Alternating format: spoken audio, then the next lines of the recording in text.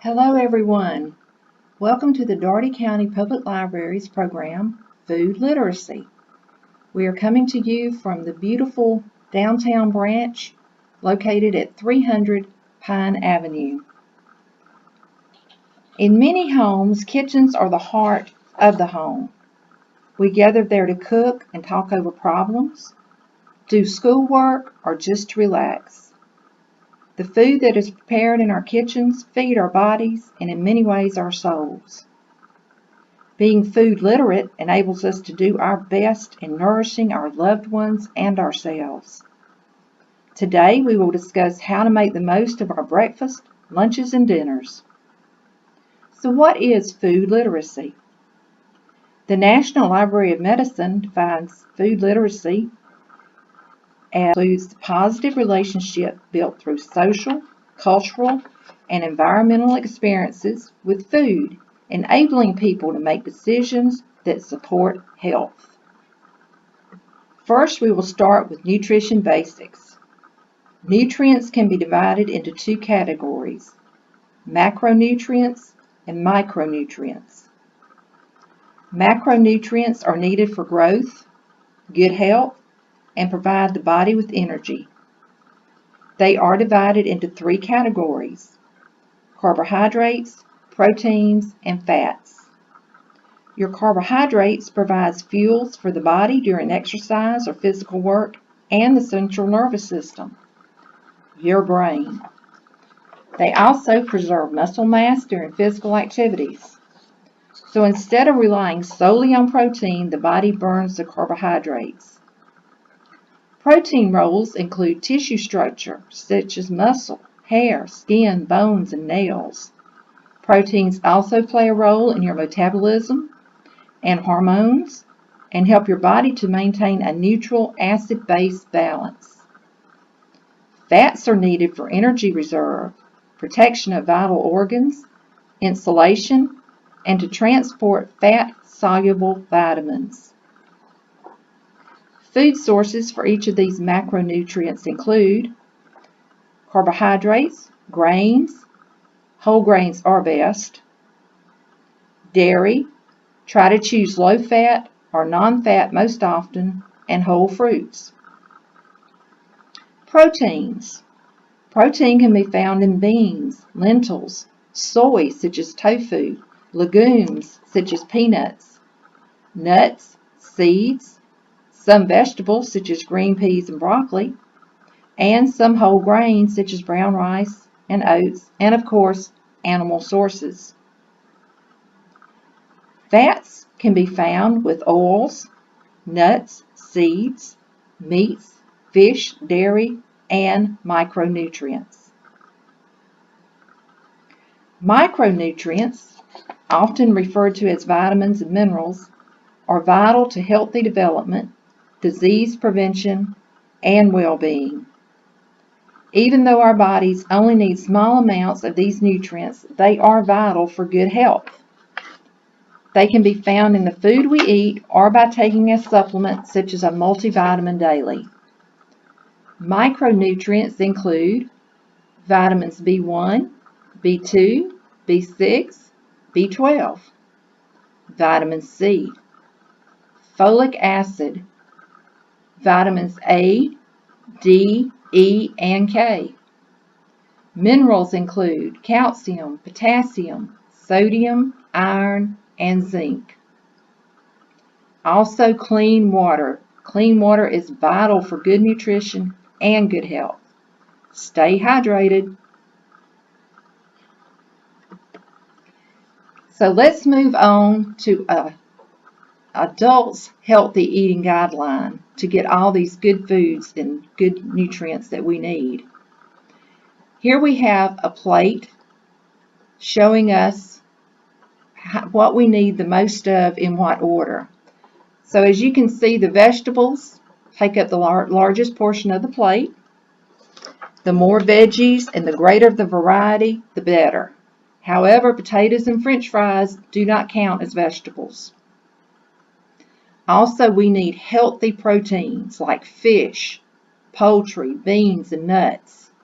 We need to limit our red meat intake and cheese, and try to avoid those processed meats such as bacon and cold cuts. And of course, fruits, whole fruits. We need fruits of all colors: bananas, apples, grapes, oranges. And there's many more out there. We need to use healthy oils like olive oil or canola oil for our cooking, on our salads, at the table. Try to avoid or limit butter and avoid trans fats. Don't forget to drink your water.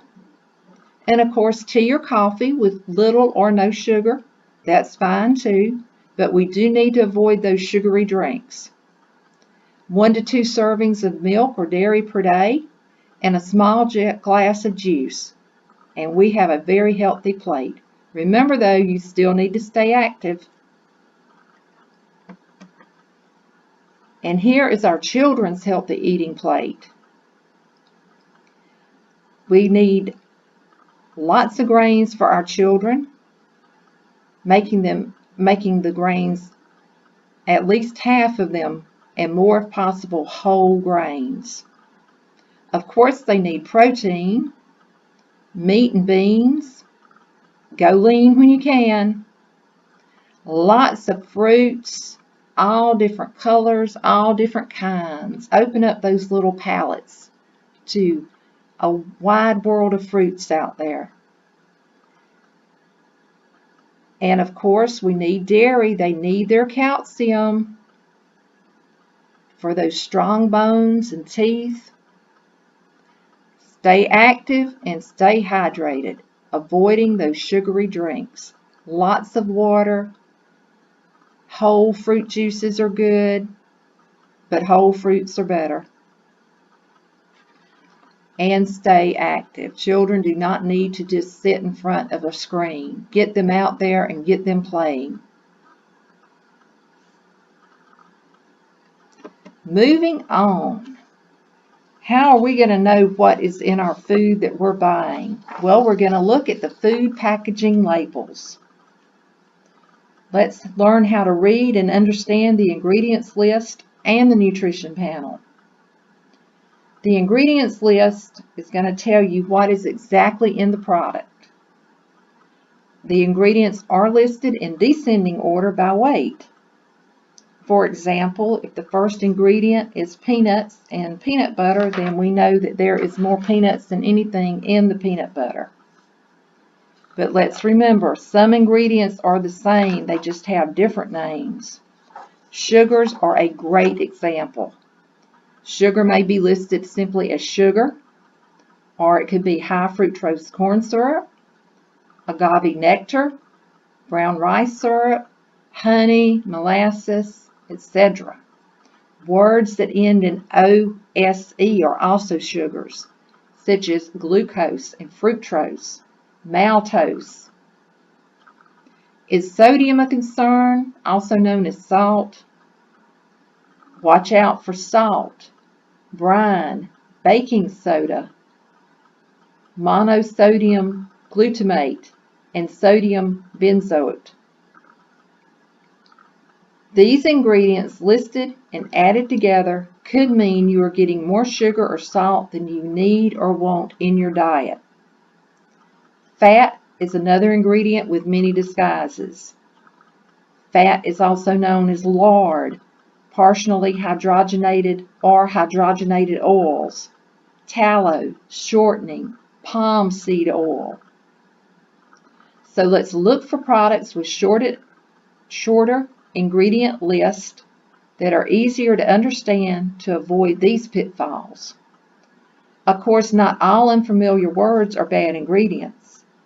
Did you know quinoa, farro, and spelt are nutrient-rich, whole grains, and they are extremely good for you? Thiamine monotrate is vitamin B1, one of your essential micronutrients. The same principle holds true for words that sound healthy, like wheat flour. Wheat flour is simply white or all-purpose flour. It is not whole grain. Palm oil That sounds natural, but it is high in saturated fat, which is very bad for us. So if you are not sure or confused by food ingredients, go ahead and Google. You may be surprised at what that ingredient truly is and what it may do. Now let's look at the nutrition facts. The nutrition information is listed on the food packaging, and it is called the nutrition panel. And it may look like this one. As noted, you can see what each serving size is and the amount of calories per serving. In this case, the serving size is 2/3 of a cup and the calories are 230 per 2/3 cup. The rest of the panel is based on a 2,000 calorie a day diet. So let's look at that. We see that you will get 10% of total fat, you will get no cholesterol, 7% of sodium for the day, 13% of carbohydrates, 14% of fiber, and 20% of your sugars. Now if you notice, there are only 4 grams of fiber and 12 grams of sugar, of which 10 grams is added sugar. Now that means that this product is low in fiber and high in sugar, and that is a bad combination. It does, however, have 4 essential micronutrients, 10% of your vitamin D, 20% of your calcium, 45% of iron, and 6% of potassium. So now we know what is in the product and the nutrition value of the product. Now another thing to realize is the box or the label may boast saying it's made with whole grains or high in fiber, but is that necessarily true? Is the first ingredient listed whole grains, or does it say wheat flour? Whole grain flour may be way down the list, which means there's not much in there. High in fiber. They may consider 4 grams high in fiber, but is it really? So read your panels and know before you buy. Now let's move on to healthier foods. We want to eat healthy foods so we can have healthier bodies and our families can be healthier. So foods to eat for a healthier you and your family. Vegetables, lots and lots of vegetables. They are low in calories and full of micronutrients and fiber rich. Whole fruits. Whole fruits have micronutrients. They are naturally sweet, have fiber and antioxidants. Meat and fish, major source of protein, and fish is a source of omega-3 fatty acids. Don't forget those eggs, the incredible edible egg. Whole eggs pack a power-filled combination of protein, good fats, and micronutrients. Nuts and seeds, the best source for fat and micronutrients. Healthy starches, such as red potatoes with their skin. Just make sure to wash them really good. Quinoa, whole grain breads and pastas, brown rice.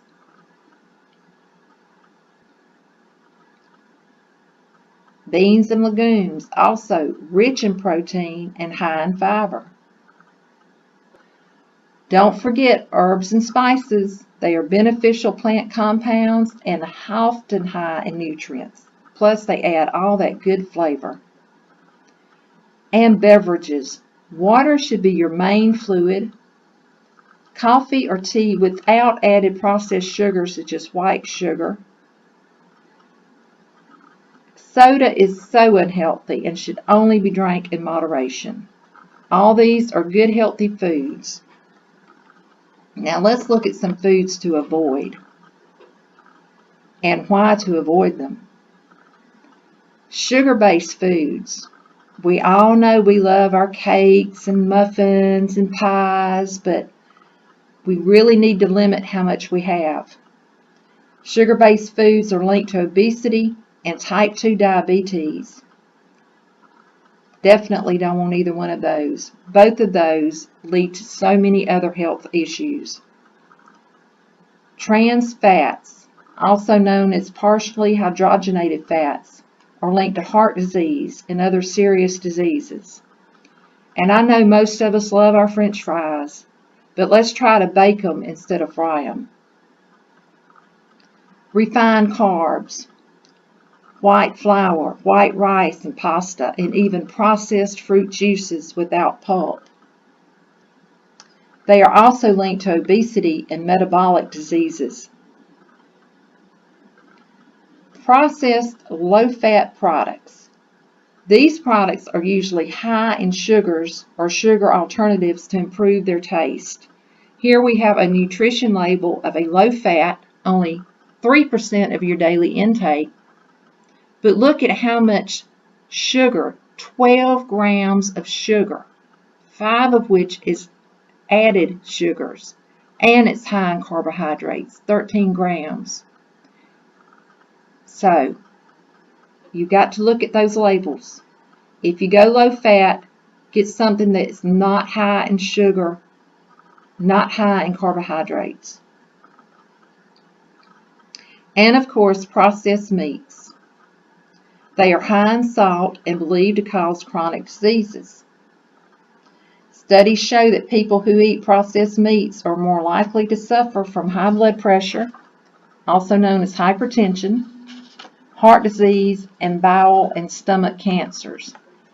Now, I must say to you that it has not been proven that the processed meats cause them, but it is found that people who eat a lot of processed meats do suffer from these diseases. So we have gone over what foods are healthy or maybe not so healthy. We have gone over food packaging with our ingredient and nutrition list, the food groups we should include in our diets and those to be avoided or eaten only in moderation. So let's talk for a moment about feeding a family on a budget. Now I know this can be daunting, but it can be done and you can eat delicious and healthy foods. Here are just a couple of tips to help you feed your family on a budget. First off, cooking from scratch. It saves money and it is so much healthier. So go through your sales papers for your stores and plan your meals. Yes, plan your meals. If you get paid every week and shop every week, then plan your meals for the week. If it's every 2 weeks, then make your plan for every 2 weeks. You may want to use a food calendar where you would, instead of write down exactly the meal you're going to have, maybe write down the type of food you'd like to have, like Italian, or maybe you're in the mood for soups or chilies. Or go ahead and create menus for each day. But whatever you do, be sure to include all the meals that you're going to be eating at home and snacks, because everybody wants a snack in between meals. Another thing you can do is incorporate overlapping ingredients. And remember, spices and herbs are good for you and add flavor. Before you go shopping, go ahead and check your food pantry, your refrigerator, and your deep freezer. Make sure to go ahead and cook those foods that may be getting close to being expired. Letting food expire is wasteful and bad economics. Then you go ahead and make your list using the sales and the specials and buy accordingly. So in a perfect world, eating a nutrient-dense diet would be enough, no supplements needed. But unfortunately, this is not always the reality. So you may want to consider taking a multivitamin and mineral supplement or individual supplements such as vitamin D, zinc, magnesium, omega-3s, etc. These and others can help reverse deficiencies and meet all your daily needs. This is an individual choice and should be considered according to you and your family's needs. Take the time to research and talk with your doctor before taking any supplements. It is always best to get your nutrients from your diet of whole-based foods, but supplements can be helpful in order to give your body the micronutrients it needs. So remember, base your diet on 90% whole foods. Eat plenty of vegetables and fruits of all colors. Make your plate a rainbow. You can enjoy treats occasionally and not ruin your health, but not every meal and not as a meal. Treats include unhealthy foods such as French fries as well as sugar-based foods.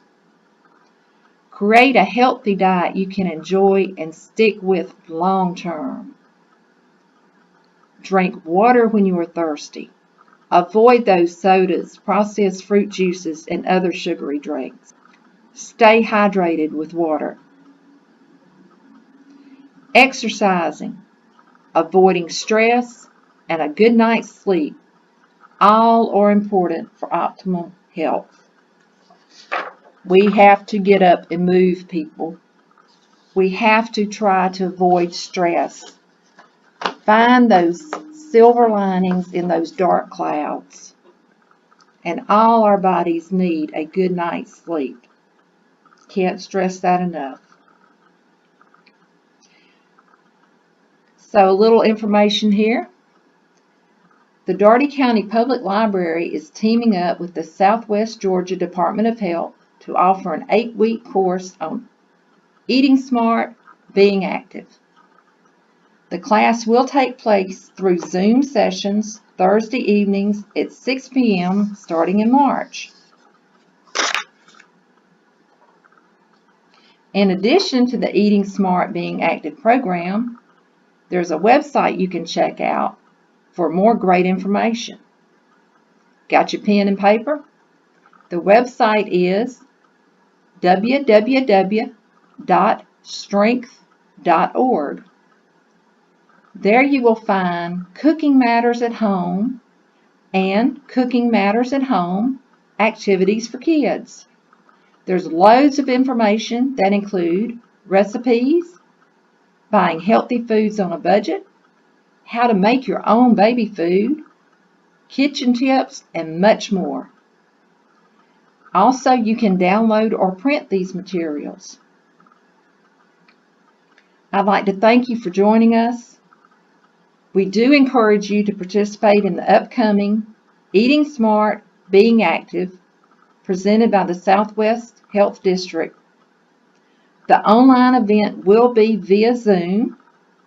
It starts March 4th and will be presented each of the following Thursdays through April 22nd. All programs will start at 6 p.m. and end at 7 p.m. If you would like more information or have questions, you can email. Got that pen and paper ready? CGOZA@docolib.org. That is cgoza@docolib.org. Or give us a call. Our number is 229-420-3200. So everyone, treat yourself good. Eat healthy, drink plenty of water, get outside, laugh, and enjoy the rest of your day. Thanks for joining us. Goodbye, everybody.